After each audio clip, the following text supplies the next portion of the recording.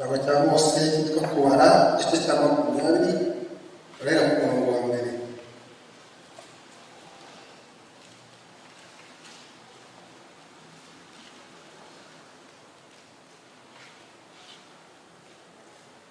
Dusome. Mose na Aroni bakora icyaha bituma Uwiteka yanga ko bajya i Kanani. Iteraniro ry'Abisirayeli ryose rigera mu butayu bwa Zini mu kwezi kwa mbere, ubwo bwoko bw'umi Kadeshi. Miriyamu avayo barahamuhamba. Iteraniro ribura amazi, bateranira kugomera Mose na Aroni. Abantu batonganya Mose baramubwira bati, yaba twarapfuye ubwo bene wacu bapfiraga imbere y'Uwiteka, kandi mwazaniye iki iteraniro ry'Uwiteka muri ubu butayu ngo dupfiremo n'amatungo yacu? Mwadukuriye iki muri Egiputa bakatuzana ahantu habi? Si ahantu habibwa, si ahantu hamera imidiri cyangwa imizabibu cyangwa amakomamanga, kandi ntihagira amazi yo kunywa. Mose na Aroni bajya imbere y'iteraniro, bajya imbere y'ihema ry'ibonaniro, bikubita hasi bubamiye ubwiza bw'Uwiteka barababona.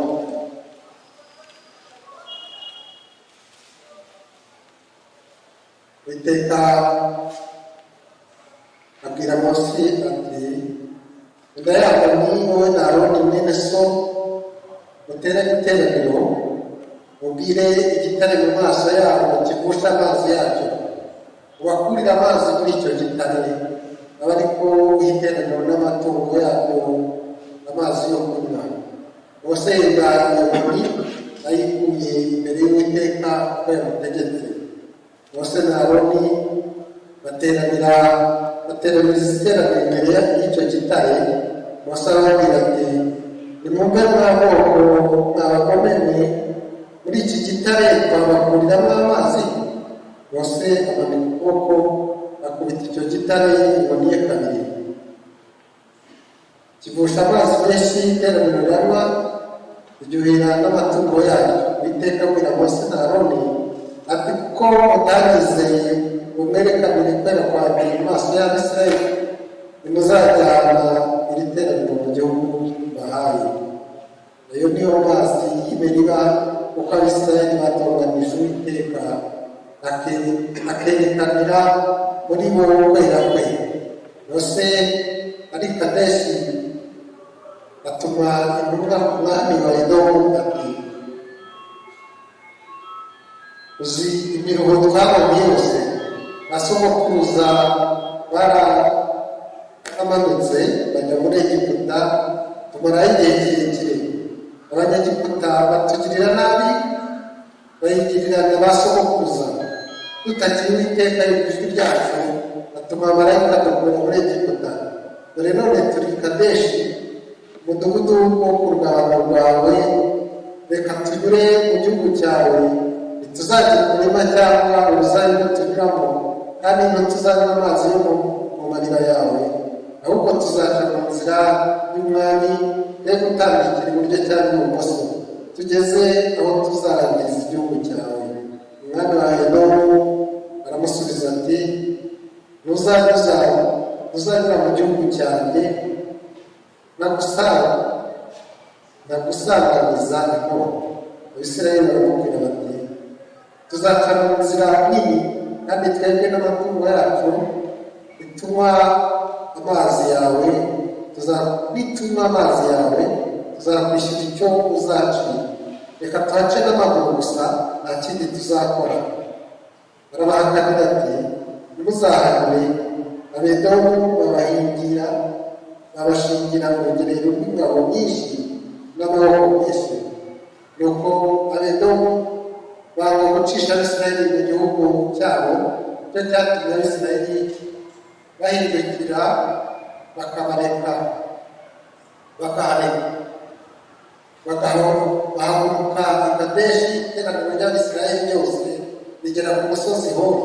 Uwiteka abwira Mose na Aroni ku musozi Hori uri ku rwanda rw'igihugu cya Edomu ati, Aroni agiye gusanga ubwoko bwe, kuko atazajya mu gihugu nahaye Abisirayeli ubwo mwagomereye itegeko ryanjye ku mazi y'Imeriba. Jyana Aroni na Eleyazari umwana we bazamura umusozi Hori, wambura Aroni imyambaro ye wiyambike Eleyazari umwana we, maze Aroni ari bupfireyo asange ubwoko bwe. Bose abigenza uko Uwiteka abitegetse, bazamuka uwo musozi Hori, iteraniro ryose bareba. Bose yambura Aroni imyambaro ye yambika Eleyazari umwana we, Aroni akuriraho mu mpinga y'uwo musozi. Bose na Eleyazari barawumanuka, iteraniro ryose ribonye yuko Aroni yapfuye, inzu ya Isirayeli yose mara iminsi 30 irurira Aroni batuneneza ijambo ry'Imana. Igice cya kabiri tugisome n'ubundi muri icyo gitabo cyo kubara, igice cya 21 turahera ku murongo wa mbere kugeza ku wa 9. Kubara igice cya 21 turahera ku murongo wa mbere kugeza ku wa 9.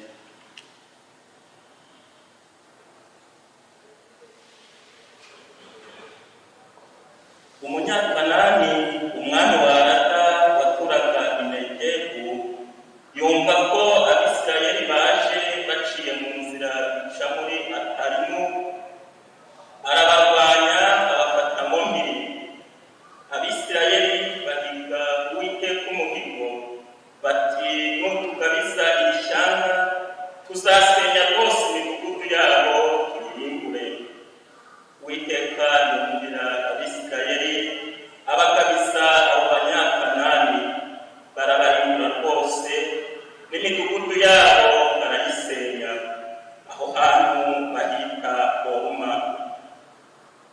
Bahaguruka ku musozi Hori, baca mu nzira ijya ku nyanja itukura ngo bacikire igihugu cya Edomu. Imitima y'abantu icogozwa cyane n'urwo rugendo. Abantu bavuga Imana na Mose nabi bati, mwayikuye iki muri Egiputa mukatuzana gupfira mu butayu? Twari nta mitsima tuhaboneye, akaba ari nta mazi, kandi tubihiwe n'iyi mitsima mibi. Uwiteka yohereza mu bantu inzoka z'umusave, utwika zirabarya. Abantu benshi bo mu Bisirayeli barapfa. Abantu basanga Mose baramubwira bati, twakoze icyaha kuko twavuze Uwiteka nawe nabi. Saba Uwiteka adukuremo izi nzoka. Mose arabasanga. Uwiteka abwira Mose ati, shura inzoka isa n'izo, uyimanike ku giti cy'ibendera, maze uwariwe n'inzoka wese nareba arakira. Mose acura inzoka mu miringa, ayimanika ku giti cy'ibendera. Uw'inzoka yariye yareba iyo nzoka y'umuringa agakira. Bakira neza ijambo ry'Imana. Dukomeze igice cya 3 mu Baroma, igice cya 4 umurongo wa 16 kugeza ku wa 24.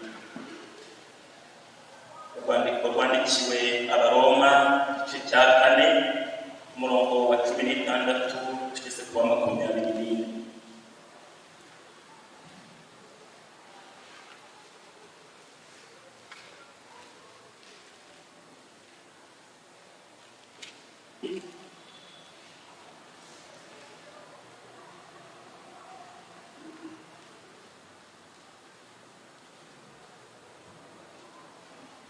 Nicyo gituma byose biheshwa no kwizera ngo bibe iby'ubuntu. Iryo sezerano ribona uko rikomerezwa urubyaro rwose. Nyamara si urw'abakomeza amategeko gusa, ahubwo ni urw'abafite kwizera kwa Aburahamu, ari we sokuruza wa twese. Nk'uko byanditswe ngo, nkugize sekuruza w'amahanga menshi, imbere y'iyo yizeye ariyo Mana isura abapfuye, ikita ibitariho nk'aho ari biriho. Aburahamu uwo yizeraga yiringiye ibitakwiringirwa ngo abe sekuruza w'amahanga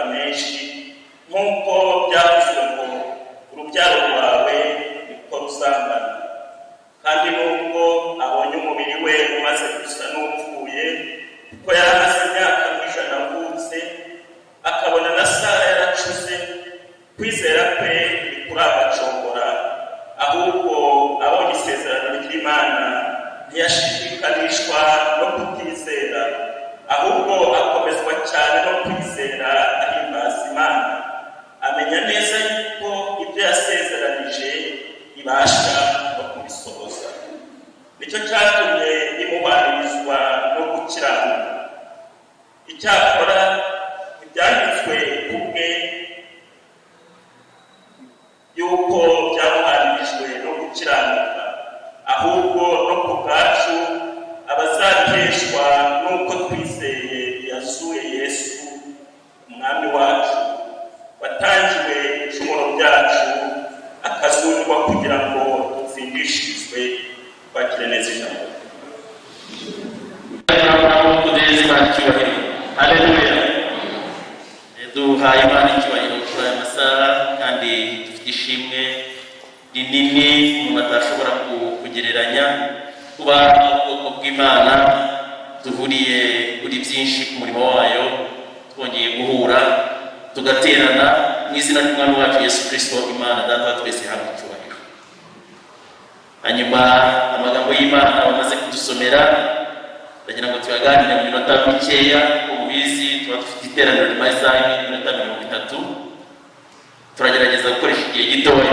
Nashimye ko abasomyi basoma cyane kugira ngo Bibiliya ibabwire kuruta mwigisha cyangwa se umusobanuzi. Amagambo Imana ashyize ku mutima wanjye ni ijambo ryo kwizera, kandi Imana igiye gutsindagira cyane kugira ngo ibwire ubwoko bwayo twateraniye uyu munsi, aho dufite umutwe uvuga ngo uko ibihe nk'ibindi Uwiteka akwiye kugirirwa icyizere muri byose. Uko ibihe biha ibindi Uwiteka akwiriye kugirirwa icyizere muri byose. Ndetse umwanditsi wa Heburayo we ari nawe twavuga ko insanganyamatsiko irimo mu gice 10:23, ushobora kuhandika hano mwasome, aravuga ngo twebwe dukomeze kwatura ibyiringiro byacu tutanyeganyega, kuko wasezeranije no kwizera. Navugiye mbere mugapfuka mu matubasha kuvuga. Haleluya. Dukomeze kwatura ibyiringiro byacu, kuko wasezeranije ari kwizera. Umukozi w'Imana turirimbiye neza, kandi natwe turamufashije. Turavuze ngo Mesiya, Mesiya, uri umugabo w'intwari, iyo navuye ukuboko kwawe imiyaga n'imiraba birahubuka. Ese muri mwebwe nanjye twarabonye ko Uwiteka Imana yaravuye ko imiyaga n'imiraba bibasha guhubuka? Tumurangurire amaboko natwe tumuhereze icyubahiro. Haleluya.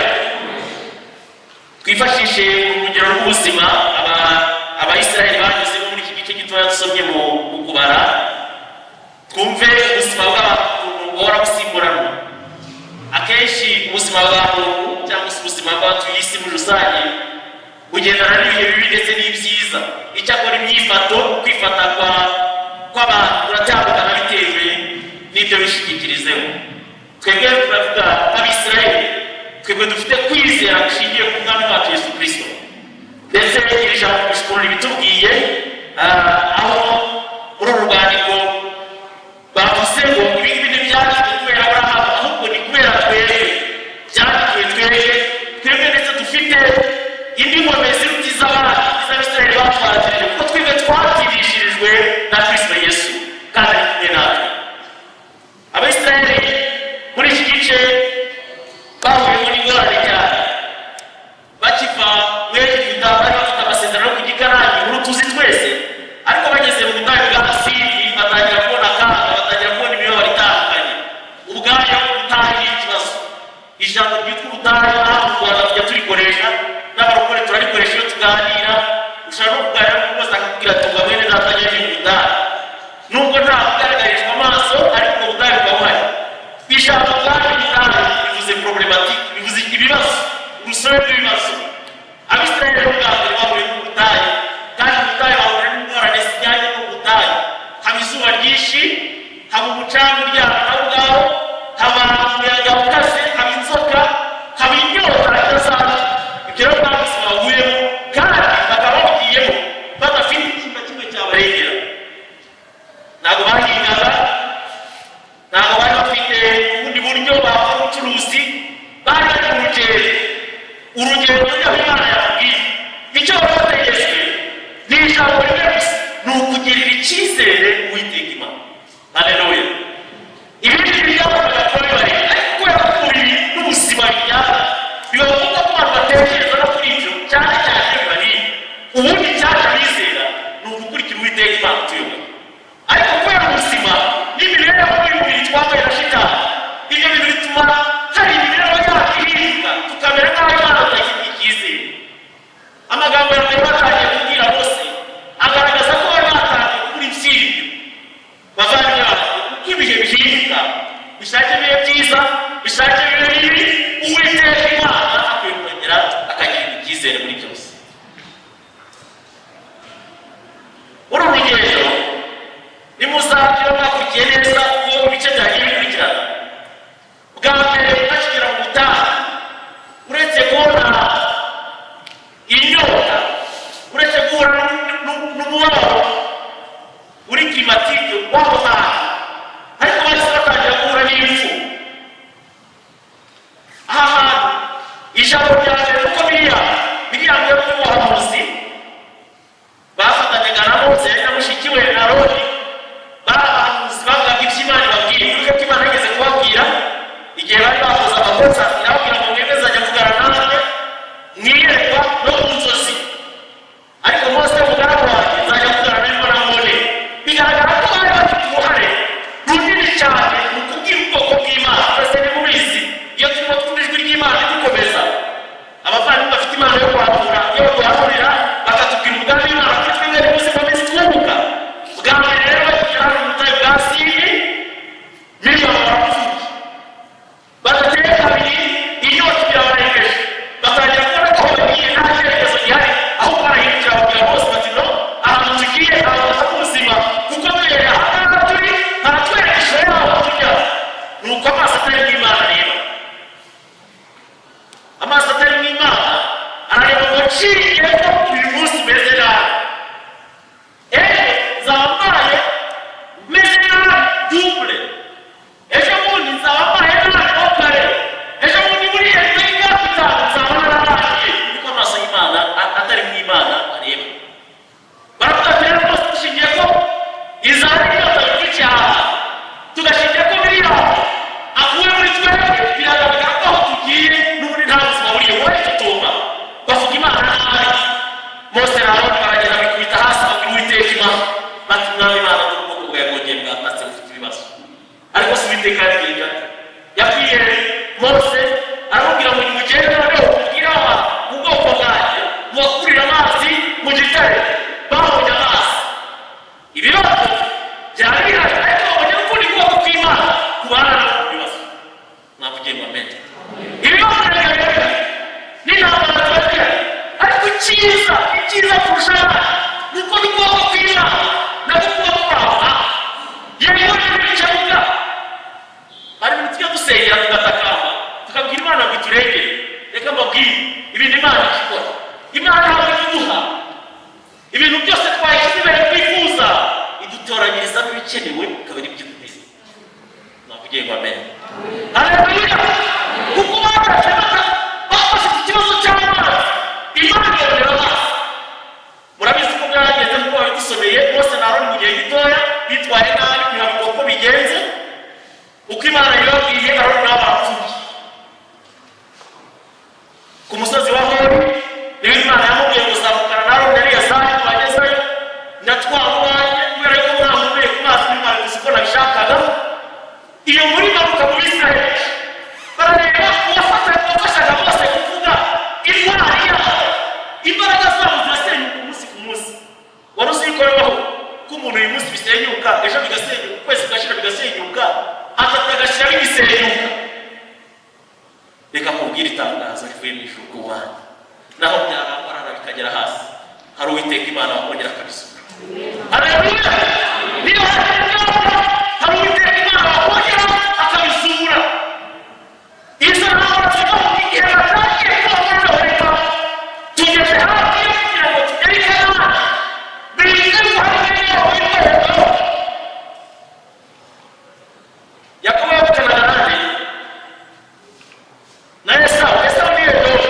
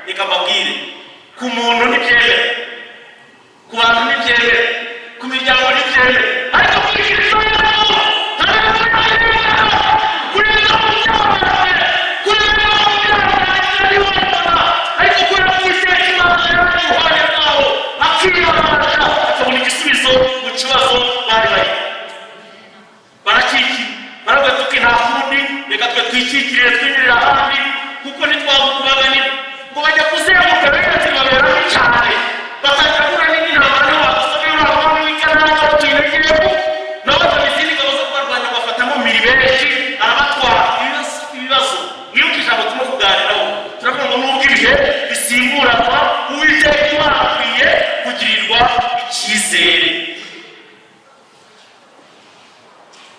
Uyu munyakanana arafata abagirana atangira no kwitoto baragira ngo abagabo benshi batakambira uwiteka Imana ati ubushobozi umuntu tukakurwanya tukamutsinda tuzakurira tuzakurira tuzateranya ibibazo bitoroheye tuzakurira tuzakurira Imana maze kumwagabiza baramurwanya baramutsinda ariko ngo bongera kujya gukikirana n'ubwere inzira kugira ngo bajye gukomeza kandi badakandagira mu gihugu cye urwo rugendo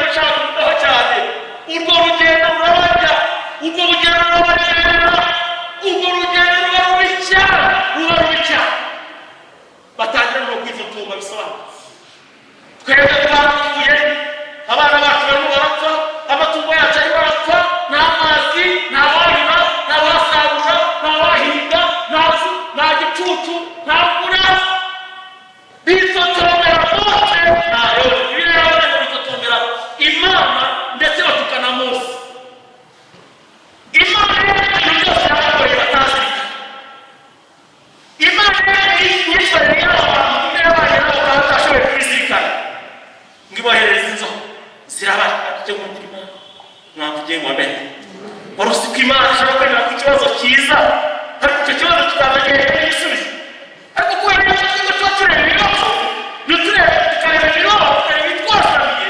ntitumenye ko inyuma buri ikibazo mbere y'uko cyiza Imana ibaragiye guteganya n'igisubizo cyayo. Mose arongera atakambira Imana Imana mbere noneho barapfuye barashize barapfuye pe ijambo ryumve barapfuye inzoka zarabariye n'amafilime menshi Imana yabonye barapfuye noneho Imana irababwira ngo genda ukore inzoka kuriya uyimare icyaha ngo umuntu wari wese wariwe n'inzoka agakuramo akajya areba kuri iyo nzoka azajya abasha gukira akire ibisabwe by'iyo nzoka yongera n'ubuzima. Mukeka ko byari byose uzi kubwira umuntu uri kumwe n'inzoka ibisebe byishe uburibwe bumereye nabi kugira ngo ararama reba hejuru hariya hari ikihe gisubizo se n'uwo yawutabaza agiye kuhaba ni inkoni zigiye kuzica ni imiti se yawukora ariko ukamubwira ngo ntaharabare nako bimera twebwe abizera ibyatumye bifatika ariko bikora imirimo idasanzwe umuntu arakubwira ariko imirimo idasanzwe n'ibibazo byawe byakuranye ibishi intambara zirwanye nyinshi biteye wagera ibibazo ugashaka umuti ikintu cy'ibibazo bigakemuka kabura tugende ndimo nasenga ntegereje iyo mu ijuru baragusekana hariyo saha yawe zabaye hariyo amafaranga hariyo iy'abutabazi hariyo bene hariyo iby'abana ariko tuyizera twebwe dutegereje umukiza wacu bari bazava tureba mu ijuru ku Mana. Haleluya. Ijambo ryaho nubwo mufite ibikomeye birenze ibindi nicyo gihe noneho cyo gutumbira Kristo Yesu wabambwe ku musaraba kuko abagize kwizera bakareba hejuru barakize. Icyo nshaka kwereka ni iki ni uko uhererekana rw'ubuzima Imana igenda ibona igisubizo umunsi ku munsi si ibyacu kubuza induru. Reka mbabwire gatoya abantu bari mu bihe nk'ibi ngibi by'inzitane bitagaragara nawe uzabasanga bafite induru nyinshi bafite kutihangana bavuga amagambo mabi kandi menshi ariko cyane barwara indwara yo kwibagirwa ibyo Imana yakoze mu mateka yabo. Iyo umuntu yamaze kwibagirwa ibyo Imana yakoze babwiza ukuri ashobora kubwiza ko Imana ko kuzongera gukora ibintu ariko igihe cyose utekereza wapfuye ugatekereza intambara Imana yarwanye ni uko iminota yawe yateranye ari kuvuga ibintu byinshi ariko ugatekereza imirimo y'Imana aho Imana yakuzanye hirya wakongera ukagira icyizere uyu munsi ibigaragara ariko nshingiye ku yakoze biriya n'ibindi birabikora ntibizazana byizabikora. Intwaro ya Shitani akoresha muri kino gice kwibagiza ibyo Imana yakoze. Usanga babura amahoro batuka Imana n'abakozi babo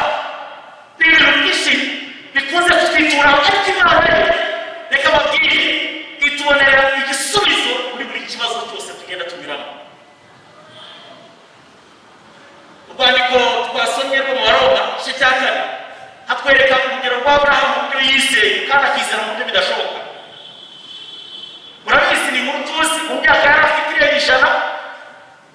we n'ubwo yari yabaye mu birere wese n'upfuye na Sara anamuto ariko yakire yego ngo biriho ngo ari reality akabona ko ari ukuri, ariko yakuri Imana yafitanye nawe akumva hari ubundi buzima afite. Niyo mpamvu yabyara mugiye ko yabyaye kuri Imana cyangwa se Sara iriya myaka bari bari imibiri yabo yari yarasinze ko baragerageje bakayikangura bakavuga ko yayize bafite kandi bakubiteka gusa babwire muri umuntu ntasa n'ikibazo arimo, ahubwo umuntu asa no kwizera afite. Ntabwo umuntu asa n'ibibazo arimo, umuntu asa no kwizera afite. Umuntu ufite ibibazo byinshi ariko akagira kwizera asa nk'abizera Imana, yambara neza kandi abizi neza ko iwe byanze, arakaraba agacya aragenda akaririmba. Ibibazo ntabwo asa n'ibibazo afite, ahubwo asa n'Imana iri mu ijuru iri muri Bibiliya. Sibizi niba mubyumvise, umuntu ntabwo asa n'ibibazo arimo, ahubwo asa no kwizera afite. Iyo ariko nta kintu kirimo muri imbere, nta kwizera Imana afite, nta butabazi n'ibyo buzavayo, asa nk'uko twamubona tukagira ngo arasa n'ibibazo. Oya, ahubwo arasa nayo mfite, arasa n'iyo mfite iri muri we kuko nta Mana. Abarokore benshi babazi turaziranye, umuntu arakomeza agaca agaseka akamwenyura akambara neza agahanagura inkweto wagera kumusura rwose akaba yanagera akanikopesha isukari akagura icyaha, ariko utizera Imana yanagukubita asa yarakaye yakanze umusirikare yaramutse wangane w'imvugo akaza ko arakagera muri we, ariko twebwe kuko dufite kwizera Imana. Haleluya! Nubwo twari mu bikomeye tujye dusaba kwizera dufite Uwiteka Imana. Bavandimwe, nagombye kuba ntinda ariko kubera amasaha yagufashe reka babwire kuko kwizera mu rugendo rwo gusa no kwizera Imana ufite muri wowe bigendana n'urwandiko Yakobo yavuze ngo nyereka kwizera kudafite imirimo, nzakubwira ko kwizera kuzaba gupfuye. Kwizera kukuri kw'Imana guhamagara imirimo, guhamagara imbuto, guhamagara gukora, ugakora ibyo ushoboye ariko ukabikora. Ntugire n'ubwoba kwishaho ugakora wowe ugakora. Kwizera bihamagara gukorera Imana, bihamagara kuza mu rusengero ntibipfumbate, bihamagara kuhakora dufite inyubako y'Imana ntibipfumbate n'ubwo byaba byanze, kuko uri wakora imirimo y'Imana iri muri wowe ugakora ibyo ushoboye ariko ukabikora. Bavandimwe muri Kristo Yesu, ndagira ngo ubuzima bwacu ibyo duhora nabyo dukomeze tugirire Uwiteka Imana icyizere, tumugirire icyizere niduhura n'ibikomeye, niduhura n'impanuka z'uburyo butandukanye, tumugirire icyizere kubera yuko nk'uko umwanditsi yavuze Abaroma n'ibyo kuko yasezeranije ibasha kumusohoza. Icyo dutegetswe ni iki ngiki, ni uko dukomeza kwatura ibyiringiro byacu tutarenganya kuko wasezeranijwe ari uwo kwizera. Imana ibahire, Imana ibwire kandi dukomere mu mwami wacu Yesu Kristo kuko usaza we ntazatinda. Imana idumugisha mu izina rya Yesu.